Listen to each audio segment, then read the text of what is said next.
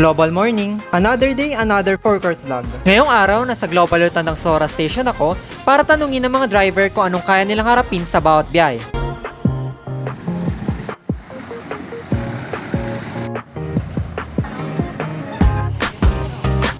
Araw-araw silang humaharap sa iba't ibang sitwasyon sa kalsada. Pero sa dami ng mga hamon na ito, may isa tayong gustong malaman.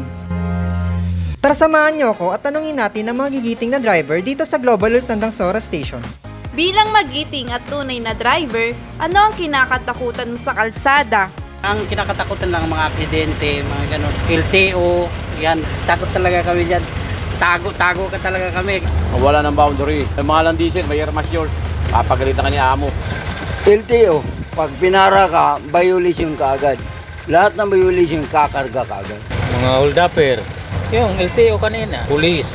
Yung mabilis ng takbo, tapos may LTO, MDE, yung boundary. Magkaroon ng violation, boundary ay di maka-boundary pagka walang pasahero. Pag tagulan, siyempre madulas ang daan. Una, yung masiraan ka sa daan. Pangalawa, yung mahuli din. Yan ang kinakatakutan ng lahat. Mga magnanakaw, syempre mahirap na, kamote. Syempre, doble ingat na lang din. Sa disgrasya, may biglaan, ganun. Sabugan ng gulong sa harap. Sa mga kamote, mga agawan ng pasahero. Siyempre, hindi maiwasan yung mga gitgitan sa kalsada. Ang taong masasamang loob, ang pasahero ko hinuhold up. Yun lang ang kinakatakutan ko. Kaya nagpapasalamat ako ng Panginoon. Hindi ako pinababayaan. Marami tayong narinig na sagot mula sa ating mga driver.